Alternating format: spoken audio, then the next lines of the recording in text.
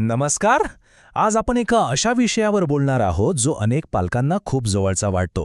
तो म्हणजे आपल्या किशोरवयीन मुलांचं मन समजून घेणं.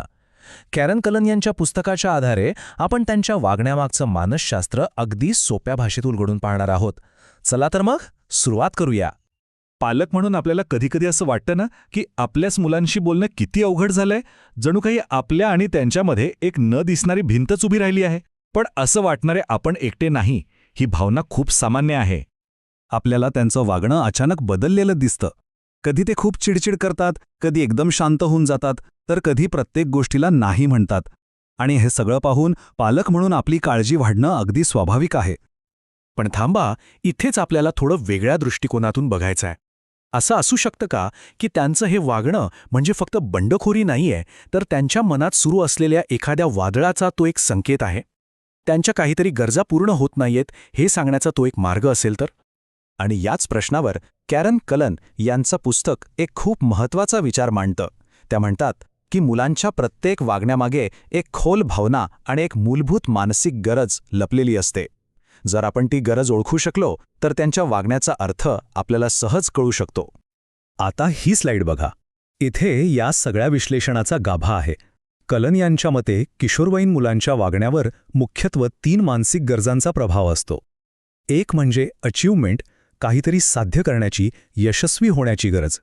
दुसरी बिलॉंगिंग, म्हणजे आपलेपणाची, गटात स्वीकारले जाण्याची गरज.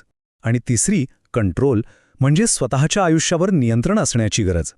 त्यांचं बरंचसं वागणं या 3 गरजांभोवतीच फिरत असतं. चला तर मग यातली पहिली आणि खूप महत्त्वाची गरज जरा जवळून समजून घेऊया. ही आहे यशाची गरज, म्हणजेच मी काहीतरी चांगलं करू शकतो ही भावना.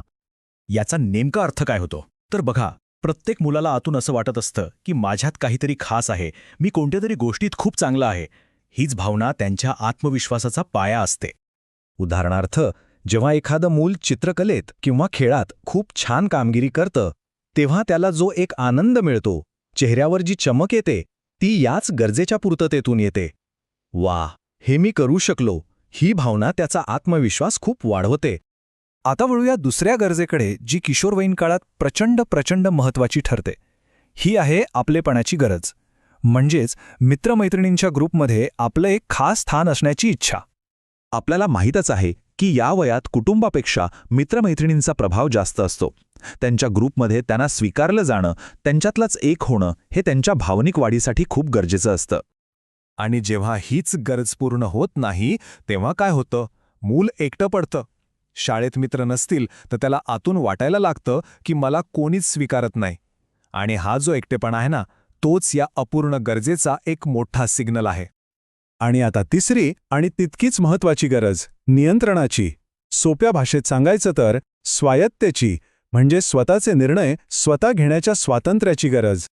मुलं जशी मोठी होतात तसं त्यांना त्यांच्या आयुष्याची सूत्र स्वतःच्या हातात हवी असतात. हे माझं आयुष्य आहे, माझे निर्णय मीच घेणार, ही भावना त्यांच्यात नैसर्गिकपणे वाढत जाते. आणि खरं तर हा त्यांच्या स्वतंत्र व्यक्ती बनण्याच्या प्रवासाचा एक महत्त्वाचा भाग आहे. इथे पालकांसाठी एक नाजूक जागा आहे. स्वातंत्र्य देणं म्हणजे मुलाला वाऱ्यावर सोडणं नाही, तर त्याच्यावर विश्वास दाखवून त्याला जबाबदारीची संधी देणं आहे. असं केल्याने त्याची नियंत्रणाची गरज तर पूर्ण होतेच, पण तो अधिक जबाबदार देखील बनतो. तर आपण या 3 मूलभूत गरजा समजून घेतल्या. पण आता सगळ्यात मोठा प्रश्न हा आहे की ह्या माहितीचा वापर आपण रोजच्या आयुष्यात कसा करायचा. इथेच आपल्याला आपला दृष्टिकोन बदलावा लागतो. म्हणजे शिक्षेच्या विचारातून बाहेर पडून संवादाच्या कृतीकडे वळावं लागतं. फरक अगदी स्पष्ट आहे, नाही का? शिक्षा फक्त वरवरच्या वागण्याला काही वेळासाठी दाबून टाकते, पण त्यामागचं मूळ कारण तसंच राहतं. याउलट संवाद थेट त्या वागण्यामागच्या गरजेपर्यंत पोचतो. शिक्षेमुळे नात्यात अंतर वाढतं, तर संवाद विश्वास आणि आदराचा एक मजबूत पूल बांधतो. आणि हे एक वाक्य या संपूर्ण चर्चेचं सार सांगतं.